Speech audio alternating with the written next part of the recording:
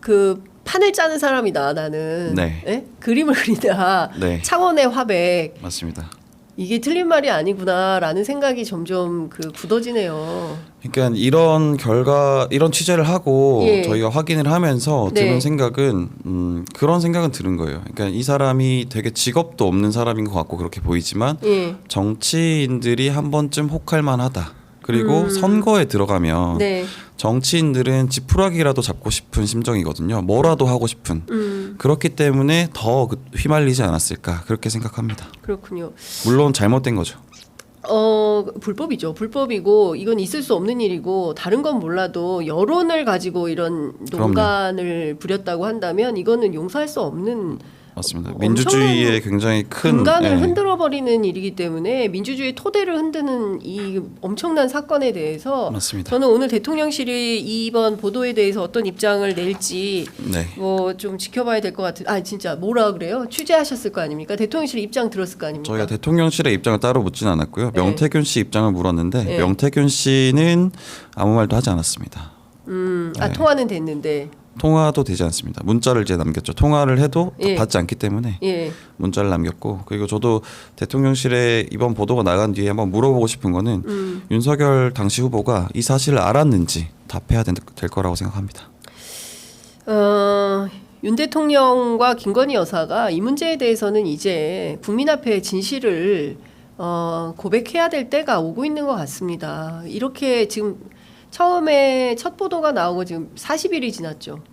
9월 5일이 첫 보도였으니까요. 예. 그 정도 된 것 같습니다. 그러니까 한 달하고 열흘이 지나도록 이 사건 네. 자체에 대해서 별도의 입장이 없는 게 입장인 경우가 어떻게 있겠습니까? 네. 예, 그리고 명태균 씨가 직접 그 공중파 라디오 방송까지 출연해서 이러저러한 이야기들을 다 하고 있는데 정말 윤석열 대통령 내외를 욕보이고 있죠. 그러니까요. 네. 이거는 윤 대통령의 성정상 네. 이거는 참을 수가 없는 일이다. 검찰 출입 기자들이 그런 얘기 하거든요. 검찰 맞습니다. 출입 오래 했던 기자들이. 그리고 이게 바꿔 말하면 윤 대통령을 욕보이는 거는 윤 대통령을 대통령으로 둔 우리나라 국민들을 욕보이는 거거든요. 그렇죠. 이 부분에 대해서는 대통령실이 해명을 해야 됩니다. 그렇죠. 하루가 멀다 하고 여러 기자들하고 통화하면서 본인의 입장, 뭐 내가 공개하면 뭐 판이 뒤집어지는데 뭐 대선 얘기는 아직 하지도 않았는데 뭐 그 집을 알아, 뭐 심지어 김재원 의원 같은 경우 굉장히 불쾌할 것 같아요. 네. 뭐 앞마당에 묶어놓은 개, 뭐 이런 표현. 내가 닭을 납품하면 봉황이 된다. 정치인들 전반은 이제 닭이라고 표현하는 거 아니겠습니까? 맞습니다. 근데 이런 모욕을 당하면서도 누구 하나 다 제대로 된 발언을 못 하고 있어요. 특히 보수 정치권들의 그 엘리트 출신의 정치인들이 저는 한편으로는 이 명태균 씨가 그런 측면에서의 어떤 엘리트를 조롱하고 조소하는 그런 측면도 좀 있어 보인다라는 그렇죠. 생각도 좀 듭니다. 열등감이 있지 않을까 싶긴 합니다. 네. 네. 자, 이것 좀 여쭤볼게요. 홍준표 시장 입장에서는 본인이 어제 페이스북에 글을 통해서 윤 후보 측에부터 여론 조작하는 걸 알고 있었지만 문제 삼지 않았다. 네.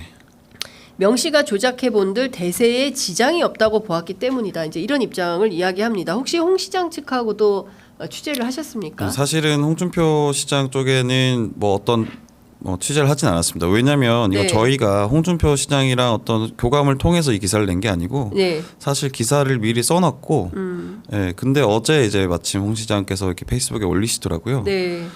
이 페이스북을 보면서 저는 좀 들었던 생각은 첫째는 그 조작을 알았다면 그 당시에 문제를 삼아야 됐던 거 아닌가. 그렇죠. 그런 생각을 한번 했었고, 예. 이거 최대 피해자라고 볼 수 있죠. 어떻게 보면 그러니까요. 경선에. 예. 그 지금 와서 왜 또 문제를 삼는지 예. 그것도 참 잘못된 거라고 생각합니다.